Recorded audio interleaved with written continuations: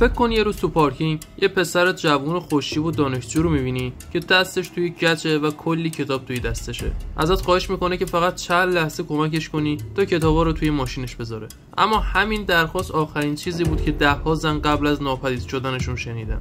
این مرد تد باندی یکی از بدنام‌ترین و بی‌رحم‌ترین قاتلای سریالی تاریخه. اون نه شبیه هیولاها بود، نه قیافه ترسناکی داشت. برعکس فوق‌العاده جذاب، باهوش و دانشجوی روانشناسی بود. نبوغ شیطانی اون توی استفاده از تله ترحم بود. اون همیشه یه نمایش بی‌نقص از آسیب پذیری اجرا می‌کرد. یا دستشو گچ می‌گرفت، یا عصا به دست می‌گرفت، یا لنگان لنگان راه می‌رفت.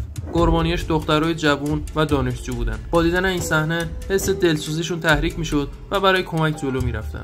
لحظه که قربانی‌ها برای کمک خم می‌شدن یا حواسشون پرت می‌شد، چهره معصوم تد باندی تبدیل به چهره یه هیولای وحشی می‌شد. اون با یه ضربه قربانی‌ها رو بیهوش می‌کرد و داخل ماشین فولکس واگن خودش می‌انداخت و به مکانی نامعلوم می‌بردشون. اون حتی گاهی خودش رو به عنوان پلیس یا مأمور آتش نشانی جا می‌زد تا اعتماد طغمه‌هاش رو جلب کنه. اون استاد بازی کردن با ذهن و احساسات آدم‌ها بود. تد باندی به قتل بیش از 30 زن اعتراف کرد، اما کارشناسا معتقدن تعداد واقعی قربانی‌ها شاید به 100 نفر هم برسه.